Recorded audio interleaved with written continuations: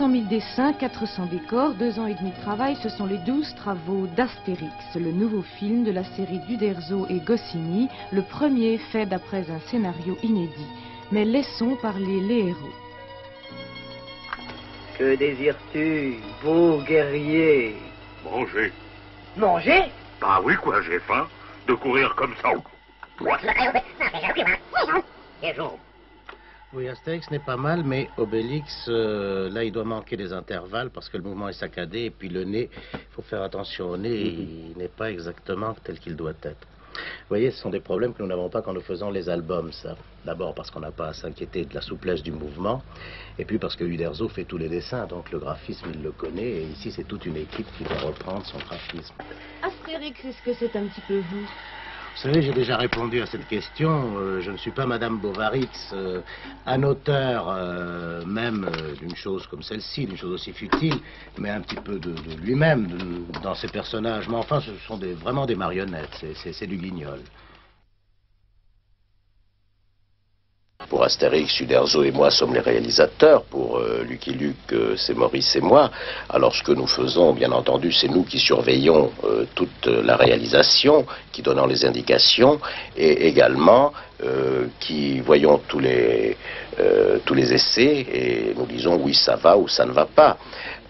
Chacun reste dans son rôle. Le dessinateur surveille le graphisme pour voir qu'il soit bien fidèle à son personnage. Moi, je surveille la tenue de l'histoire. Et tout le monde travaille ensemble en équipe. Le dessin animé, plus que toute autre chose, est un travail d'équipe, bien sûr. Mais enfin, quand il y a une décision finale à prendre, c'est nous, les réalisateurs, qui le prenons. Tous les vendredis, séance critique. L'imagination des créateurs face à la bonne exécution des collaborateurs.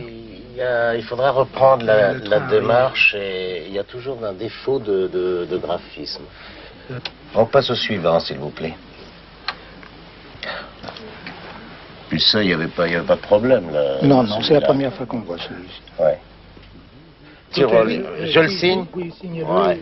L'auteur a parlé. Il sanctionne ainsi une semaine de travail des 60 techniciens des studios Idéfix.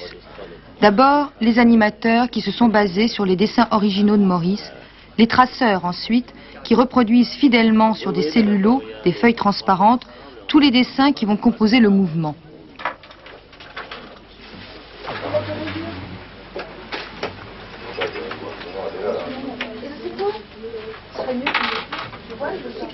Puis c'est aux gouacheuses de terminer le travail de la couleur. Selon les personnages, elles peuvent ainsi mettre en valeur, nuancer, jusqu'à 30 dessins par jour, avec des indications extrêmement rigoureuses.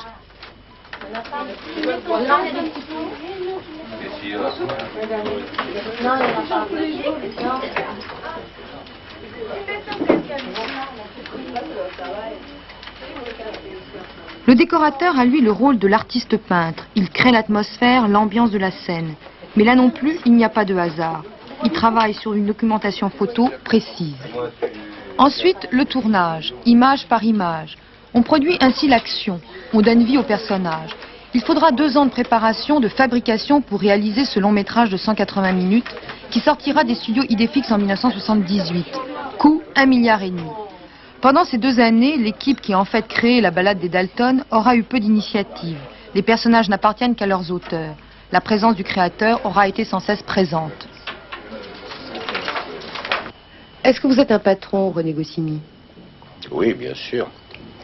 Je suis un patron dans la mesure où, avec mes amis, nous avons créé des personnages qui nous appartiennent. Nous avons décidé d'utiliser nos droits d'auteur pour monter un studio et que... oui, bien sûr. Vous travaillez main dans la main avec vos collaborateurs? Respectueusement avec nos collaborateurs, nous sommes des patrons, mais nous ne sommes pas paternalistes. C'est-à-dire, ce ne sont pas mes enfants et ce n'est pas un gros tas de chouettes copains. Ce sont des gens éminents dans leur profession, très doués, qui nous respectent autant que nous les respectons. C'est-à-dire que nous travaillons en équipe, parfaitement, sans le moindre problème, aimons ce que nous faisons, mais nous sommes les patrons. Le montage se fait sur la bande son préenregistrée, avant même que les premiers dessins soient réalisés. Le travail du monteur est extrêmement minutieux. Image par image, Il synchronise les voix, les bruits sur les personnages qui soudain s'animent.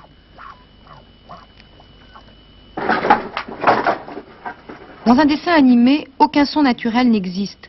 Il faut donc tous les reproduire le plus réellement possible. Il faudra jusqu'à 25 bandes son pour recréer la réalité. Là intervient le bruiteur, véritable homme orchestre.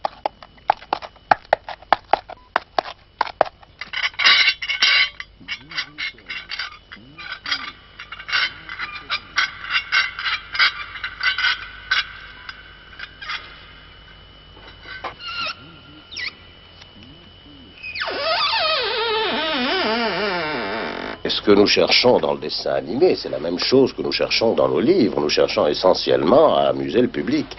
Et je dirais qu'il n'y a pas d'autre motivation que celle-là. Nous avons toujours cherché à faire rire et à amuser les gens avec nos personnages. Et nous aimons le dessin animé depuis toujours. Uderzo a fait ses débuts dans le dessin animé. Et moi, c'est le dessin animé qui m'a donné envie de faire ce métier. Et par conséquent, nous n'avons pas voulu nous priver de ce moyen d'expression pour amuser les gens, mais c'est tout. Il n'y a pas d'autre ambition que celle-là.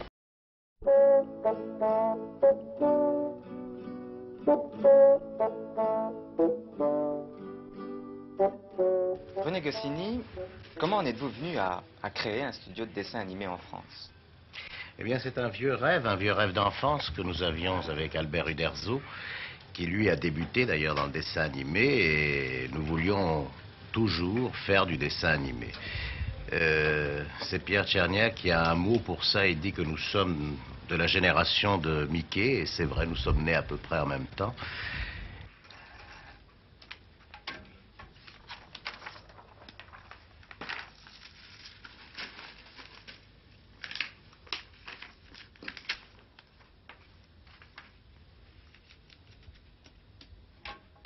Tout d'abord, c'est l'aboutissement de 10 ans de travail, parce que nous avons commencé à faire du dessin animé dans d'autres studios, et il a fallu 10 ans pour que nous puissions avoir nos propres studios et les réaliser, et réaliser les films tels que nous le souhaitions.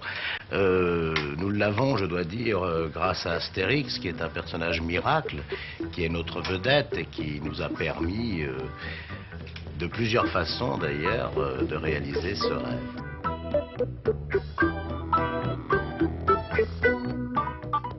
Comment avez-vous constitué l'équipe qui collabore actuellement dans cette entreprise?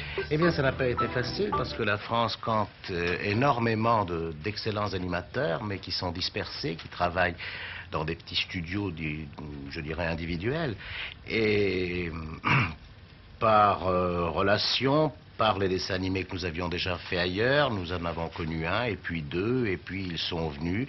Et ils nous ont fait confiance parce que c'est une entreprise qui n'existait pas en France. Il y a eu un trou de plus de 20 ans. Bob Mansfield, vous avez travaillé avec Walt Disney? Oui, c'est ça. Il y a combien de temps? Oh, depuis environ 6 ans. Et quelle est la différence entre Walt Disney et les studios Edifix? Dans l'époque que j'ai travaillé pour le studio de Walt Disney, il avait employé environ 1000 personnes. Ici, il y a un peu plus de 50 personnes.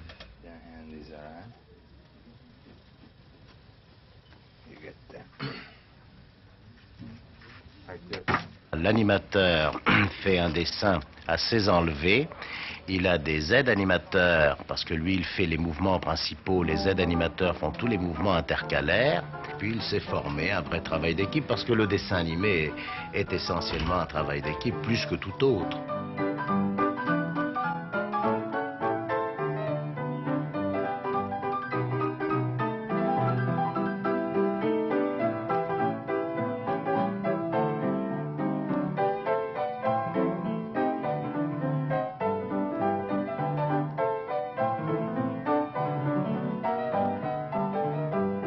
La méthode en France, c'est beaucoup plus libre, c'est beaucoup plus créatif. Il y a plus de vitalité, vraiment, c'est plus qu'en Disney. Ici, à ce point-là, la hutte qui apparaît très loin, vue par le Caluc annoncé. Rapproché sur très rapide sur la hutte. On enchaînera pour raccorder, évidemment, sur, ici, rentrée des 3 personnages et Dalton. Hein. Plume de serpent. Ça, je pense que la scène doit faire 3 secondes. Hein. On va le noter ici, 3 secondes. 3 secondes, oui, c'est là, donc, oui, il dit, mais on a soif, Joe. Joe, on a soif. À partir du scénario, on dessine chaque plan du film et on met au point le dialogue. On fait le calcul tout à l'heure, ça doit nous représenter 7 secondes. C'est-à-dire que le dessin animé, par certains côtés, c'est le contraire du cinéma classique. C'est-à-dire que l'on enregistre les voix avant de tourner et on fait le montage avant de tourner également. Alors, il y a un long travail de préparation. Et ensuite, c'est sur les voix des comédiens que les animateurs travaillent, parce qu'il faut faire bouger les lèvres. Et puis le jeu des comédiens inspire les animateurs également.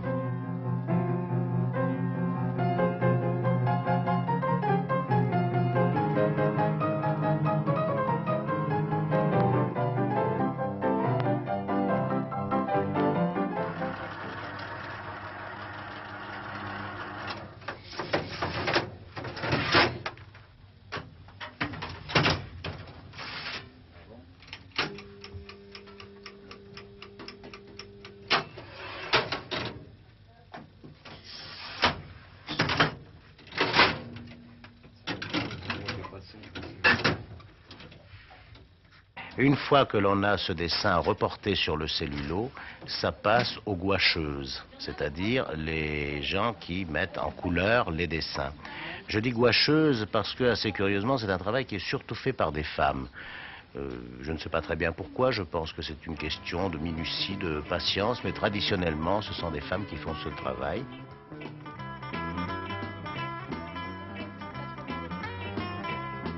The Daltons. The Daltons.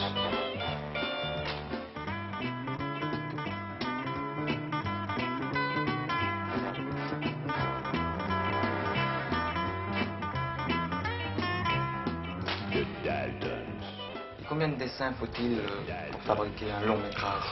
Oh, disons plusieurs centaines de milliers. Vous savez, on ne peut pas dire, disons 500 000.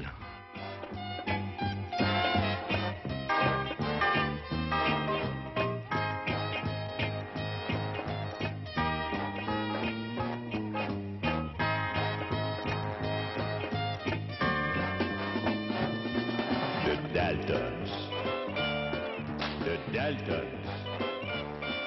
The Daltons. The Daltons.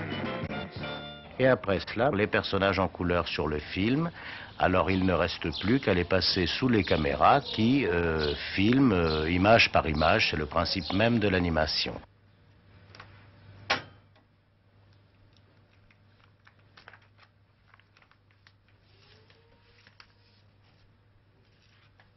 Et des décors? Des décors, il y a environ 400 décors, plus des appliques, des petits bouts de décors. Ça fait environ 400 décors. Quel genre de film vous créez actuellement? Nous avons fait un long métrage qui est Astérix, les 12 travaux d'Astérix. Et puis nous sommes en train de préparer un Lucky Luke. Mais je trouve que le cadre est beaucoup trop serré. Hein. Alors il faudra voir pour reculer un peu. Les décors sont très très bien, mais la couleur n'est pas très très déliée. Hein. Voilà. Là, le filage... Vous avez un chapeau beaucoup trop petit, les gars, là. Cohen, compris hein, d'accord. Ah, mais c'est pas moi qui l'ai fait, celui-là. Et c'est Simon. Le décor file beaucoup trop vite. Ça, le dessin est remarquable. Enfin, ce sera un triomphe, sûr. Très bon.